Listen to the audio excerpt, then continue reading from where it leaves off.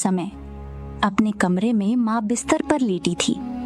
आज उसके हाथ कांप रहे थे, चेहरा पीला पड़ चुका था। गीता उनके पास बैठकर उनका सिर दबा रही थी। माँ जी, आज आप बिल्कुल भी ठीक नहीं लग रही हैं। चलिए अस्पताल चलते हैं। नहीं, जरा सी थकान है। सीता से कहो तुलसी का काढ़ा बना दे। मैं बना लाती हूँ माँ जी, लेकिन मुझे लगता है अब देरी नहीं करनी चाहिए। तभी अमन कमरे में आता है। गीता ठीक कह रही है माँ, आपकी हालत ठीक नहीं है। मैं भैया को बुलाता हूँ। रवि भी बूढ़ी माँ के पास आ जाता है। क्या हुआ माँ को?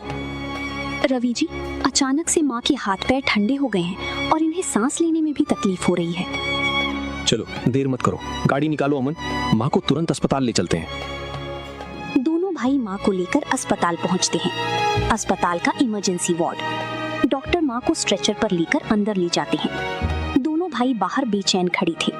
गीता और सीता पास में चुपचाप बैठी थी। आप बहुत देर से लाए हैं, इनकी हालत पहले ही बहुत बिगड़ चुकी थी। इन्हें कार्डियक अटैक हुआ था। क्या मतलब डॉक्टर साहब? हमें खेद है, आपकी माँ अब इस दुनिया में नहीं रही। सन्नाटा छा जाता है। सीता रोने लगती है।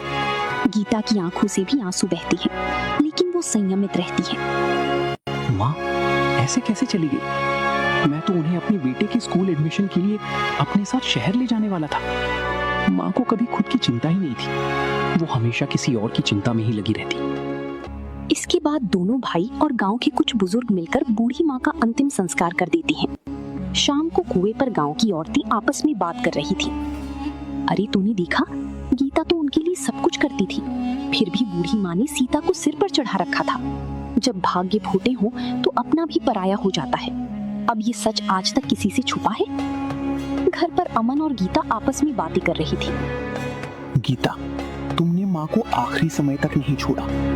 उन्होंने तुम्हारे लिए कभी कुछ अच्छा नहीं कहा, फिर भी तुम माँ को इतना अच्छा समझती हो।